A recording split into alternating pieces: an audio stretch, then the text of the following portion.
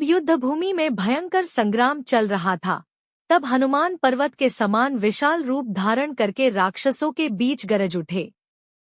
उनकी गर्जना से लंका की धरती कांपने लगी। चारों ओर वानर सेना जय श्री राम का घोष कर रही थी। राक्षसों ने एक साथ हजारों बाण छोड़े। आकाश काला पड़ गया, परंतु हनुमान जी अडिग खड़े रहे। वे हंसकर बोले, जो श्रीराम का दास है उसे कोई अस्त्र भयभीत नहीं कर सकता। उनके शरीर पर बाण टूटकर गिरने लगे जैसे पर्वत पर सूखी टहनियां टूटती हैं। उसी समय रावण का पराक्रमी योद्धा निकुंभ विशाल गदा लेकर युद्ध भूमि में आया। उसने क्रोध में चिल्लाकर कहा, वानर, आज तेरा अंत निश्चित है। हनुमान जी ने शांत स्वर में उत्तर दिया, धर्म की रक्षा करने वाला कभी पराजित नहीं होता। निकुंभ ने पूरी शक्ति से गदा घुमाई, लेकिन हनुमान जी ने उसे एक हाथ से पकड़ लिया और क्षण भर में चूर चूर कर दिया। फिर उन्होंने अपने वज्र समान मुक्के से ऐसा प्रहार किया कि निकुंभ धरती पर गिर पड़ा। राक्षस सेना भय से कांप उठी। यह देखकर रावण अत्यंत क्रोधित हुआ। उसने अपने अनेक योद्धाओं को एक साथ आक्रमण करने का आदेश दिया। युद्ध भूमि में तलवारों, भालों और अग्निबाणों की वर्षा होने लगी।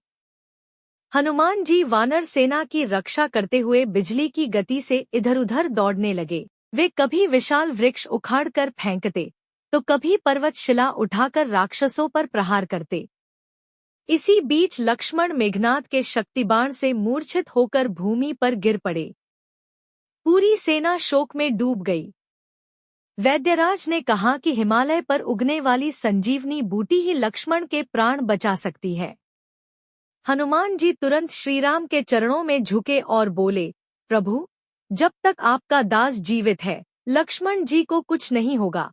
इतना कहकर वे आकाश में उड़ चले।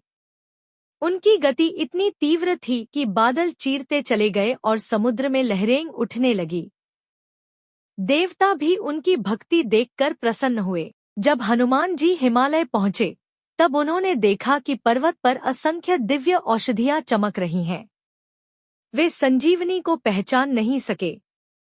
तब उन्होंने विचार किया, समय बहुत कम है। यदि एक क्षण भी विलंब हुआ तो अनर्थ हो जाएगा। यह सोचकर हनुमान जी ने पूरा पर्वत ही अपनी भुजाओं में उठा लिया। पृथ्वी कांप उठी। देवताओं ने पुष्पवर्षा की और ऋषि मुनि जय हनुमान का उच्चारण करने लगे। हनुमान जी पर्वत लेकर पुनः युद्ध भूमि की ओर उड़ चले।